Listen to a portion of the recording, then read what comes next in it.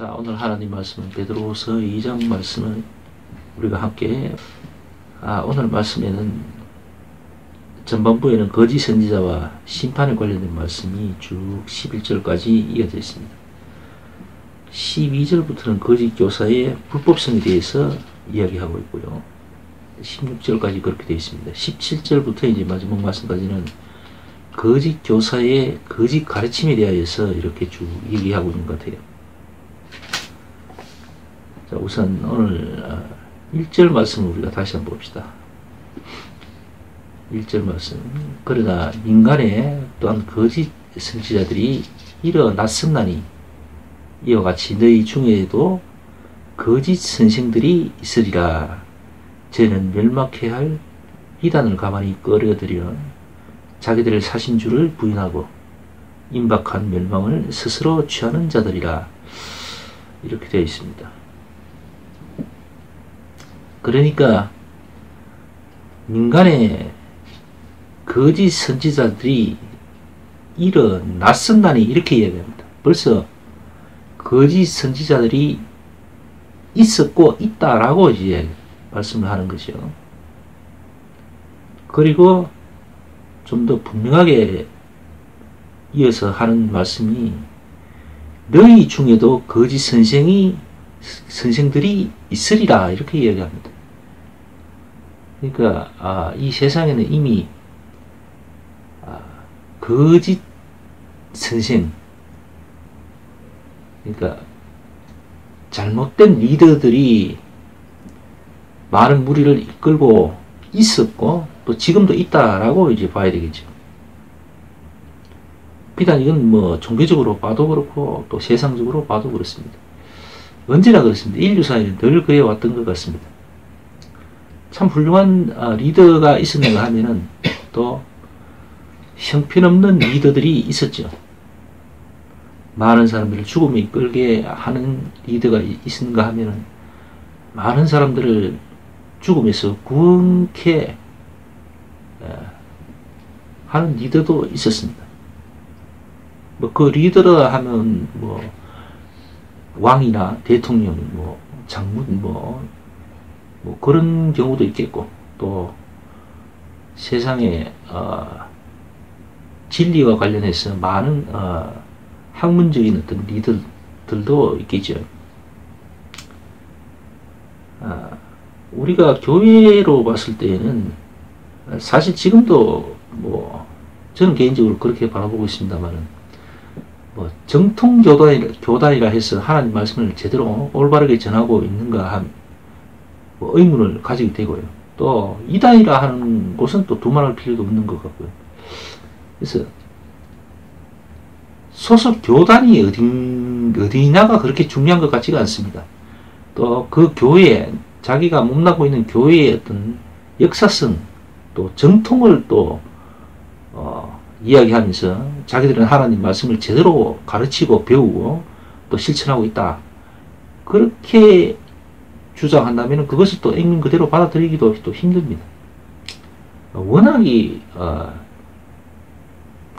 하나님 말씀과는 상반되게 이렇게 말씀을 전하고 가르치고 배우고 있고 그렇게 또 행동을 하고 살아가는 분들이 너무 많기 때문에 뭐 정통 교단이든 이단 교단이든 뭐 그거는 별 의미가 없는 것 같아요. 정통에서도 엉뚱한 짓거리들을 많이 하고 있고 이단은 이단대로 또 엉뚱한 짓을 많이 하죠. 그래서 어차피 믿음은 하나님과 자신과의 어떤 개별적인 어떤 관계입니다. 누가 대신해 줄 수 있는 것도 아니고 누가 뭐 보상해 줄 수 있는 것도 아니고 뭐 그런 거잖아요. 절대적으로 개별적인 것이죠. 자신과 하나님과의 어떤 특수관계죠. 그래서 영향은 받을 수가 있습니다. 가령 뭐 그나마 그래도 말씀이 벗어나지 않고 열심히 말씀을 따라가고자 하는 그런 목사, 또 그 목사가 또 양심이 또 바르고 정직하다면은 아마 그런 목사에게서 신앙의 어떤 영향을 받는다면 아무래도 좀 더 도덕적으로나 교리적으로나 신앙적으로 바르게 성숙된 어떤 신앙인으로서 삶이 좀 더 확연히 좀 드러나겠죠. 좋은 모습을 보이면서 살아갈 겁니다. 뭐 그러나 그 반대라면은 좀 문제가 생기겠죠. 원래 돈거리면서 돈만 하는 사람은 이렇게 자기 권력이나 어떤 자리에 연연하면서 막 그런 모습을 또 되게 많이 보이는 사람도 그런 영향을 받을 수밖에 없습니다. 허리하는 이야기로 친구 따라 뭐 강남 간다는 얘기도 있잖아요. 그죠? 유유상종이니 뭐 그런 말도 있고 끼리끼리 놉니다. 문제 있는 목사 밑에 문제 있는 교인들이 있는 거 있을 수가 많죠. 꼭 그런 건 아닙니다만 어쨌든 그렇습니다. 그래서 이리 간다 해서 구원이 있고 저리 간다 해서 구원이 있고 그런 게 아니잖아요. 그죠?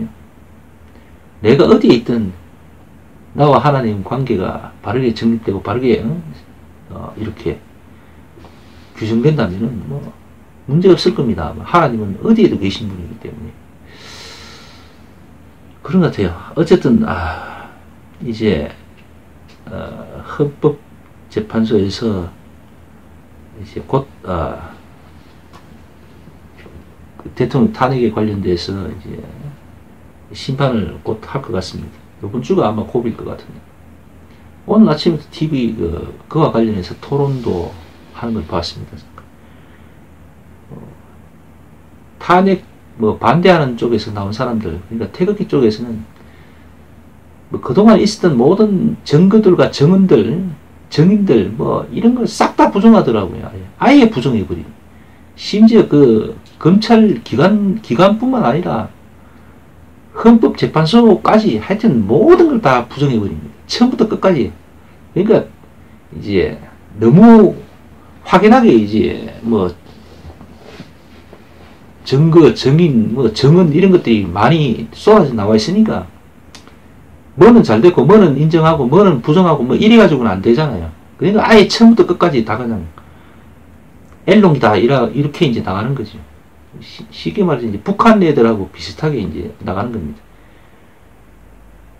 그렇게 뭐 종북이 어떻고 하면서 몰아붙이고 하는 사람들이 하는 짓은 꼭 북한 애들하고 똑같이 놀아요. 그냥 막대 먹은 그런 은행들을 하는 거죠. 그것도 배웠다는 사람들이 그런 거죠. 어떤 사람들은 그걸 보고 박근혜 대통령을 향한 어떤 신앙이 아닌가 뭐 이렇게 이야기하는 사람도 있더라고요. 그러니까 정신적으로 좀 문제 있다 이렇게 얘기하는 거죠.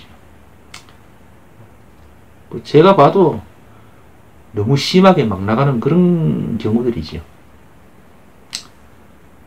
그래서 아마 오늘 말씀과도 뭐 비춰봐도 좀 얘기가 될 것 같아요. 어차피 세상에는 오늘 말씀처럼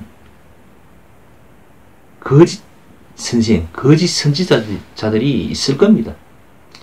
다시 말해서 자기 말로는 내가 국가를 위해서 모든 것을 다 헌신한 사람이다. 그렇게 얘기하고 그렇게 해왔다고 하지만 실제로 행동에서는 국가와 국민을 그냥 팔아먹어버리잖아요. 그런 사람이 있다는 겁니다. 실제로 우리가 봐왔고. 근데 이제 지금 와서 그게 다 드러나니까 나는 생각하건대 그냥 좋게 잘 되기 위해서 그냥 한번 이렇게 생각했던 거 그렇게 행동했던 건데 그것이 이제 의도치 않게 결과적으로 엉뚱한 그런 결과를 내놨다. 그래서 그걸 죄라고 얘기한다면은 말이 안 된다. 이렇게 이제 억지 주장을 하더라고. 그렇게 예를 들어 얘기하자면은 지금 우리나라 안에 있는 모든 교도소에 있는 죄수들은 다 풀어줘야 됩니다. 그 사람들도 전부 검찰들이 기소하고 해서 판결받고 재판에서 판결받고 그래서 이제 그 죄에 따라서 징역형을 지금 살고 있잖아요. 근데 드러난 증거를 가지고 다 했는 겁니다. 그 사람들도. 근데 지금 와서 박근혜 대통령에 대한 어떤, 죄성에 대해서 많은 증거들이 드러나고 있는데, 그래서 그걸 가지고 기소를 했는데, 그걸 전부 다 거짓이다, 사기다, 이렇게 해버리면, 그럼 교도소에 있는 사람들도 다 풀어줘야 되죠. 그 사람들은 뭐 한 가지라도 제목이 딱, 증거가 딱 드러나면 그걸 가지고 바로 집어넣어 버리는데, 뭐, 변호사들 뭐, 10몇 명씩 20명 가까이 뭐, 이래 뭐, 불러가지고 뭐, 여러 차례 변론하고 그런 것도 없어요, 그냥. 그냥 집어넣어 버립니다.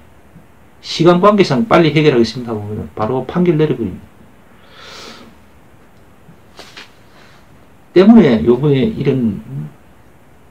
이 사건이 우리가 생각하는 그 상식적인 어떤 그런 결론이 안 나오고 정말로 기각이 되거나 뭐 각하가 돼버리고 이래 되면은 이제 아주 큰 문제가 생기죠.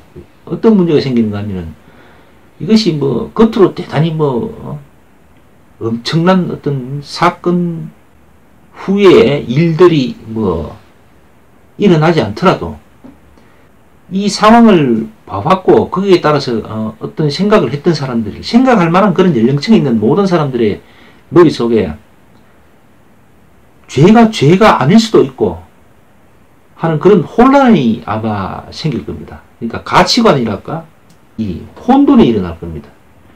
그러니까 죄가 아닐 수도 있고 또 잘한 것이 어떨 때는 또 잘못된 것이 될 수도 있고 막 하여튼 이 사상이나 철학과 법에 대한 어떤 혼돈이 일어나 버립니다. 사람들. 그래서 그렇지 않아도 지금 아주 황량한 이 세상에 죄에 대해서 사람들이 마음이 점점점 무뎌져 가고 있는 이런 시점에서 아마 더 추진력을 받게 되겠죠. 그러니까 쉽게 말해서 사람들이 잘못을 저지르고도 별로 두려워하지 않을 겁니다. 아마. 대통령은 나라를 저렇게 완전히 엉망으로 만들어놔도 전혀 처벌받지 않는데 오히려 나라를 위해서 희생한 사람으로 이렇게 받들여질 수도 있는데 내가 왜 죄책감을 갖고 살아야 되나?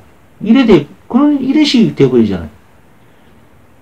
그래서 이번 헌재 재판관들은 아주 엄중하게 단호하게 심판을 해야 될 겁니다. 법과 원칙에 따라서 일반적인 상식이 얼마나 중요하고 준엄한가를 보여줘야 됩니다.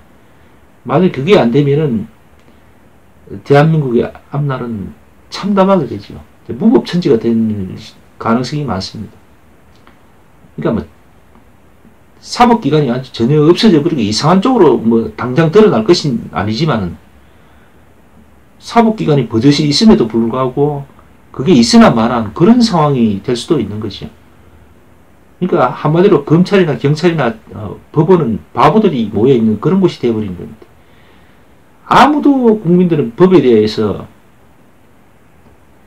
두려워할 필요도 없고 또 인정할 필요도 없고 자기 나름대로 그냥 법을 갖다 해석하고 자기 좋을 대로 해버리는 거예요. 재수 없으면 잡히는 거고 그렇게 생각해버릴 겁니다. 어쨌든 이번 한 주간은 대단히 중요한 그런 국가적인 시간이 되지 않을까 그렇게 생각을 해봅니다. 오늘 말씀에도 민간에 또한 거짓 선지자들이 일어났었나니 너희 중에도 거짓 선생들이 있으리라. 나라를 봐서도 그렇고 교회를 봐서도 그런 것 같습니다. 거짓 선지자들, 거짓 선생들, 거짓을 가르치는 자들, 불법을 종용하는 자들은 분명히 있습니다. 그건 과거에도 그랬고 지금도 마찬가지입니다.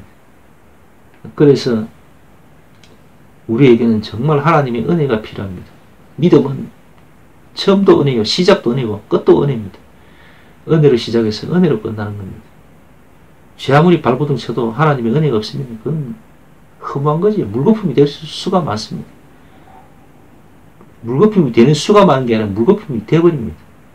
왜냐하면 구원의 주권자이신 하나님의 뜻이 없다면 그건 당연한 거겠죠.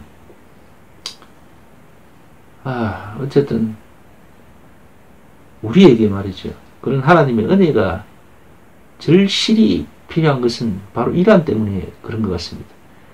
세상도 점점점 타락해져 가고 있고 교회도 점점점 타락해져 가고 있고 모든 것이 어려운 시점에 다다르고 있습니다. 말세가 가까웠다는 거죠. 어떤 분은 이미 말세가 왔다라고 얘기하는 분도 많습니다. 그게 뭐 전혀 아니다라고 부정할 수는 없는 것 같아요. 어쨌든 이 말씀을 듣는 우리 모두에게 그런 하나님의 간절하신 은혜가 있었으면 합니다. 자, 기도하고 예배 마칩시다.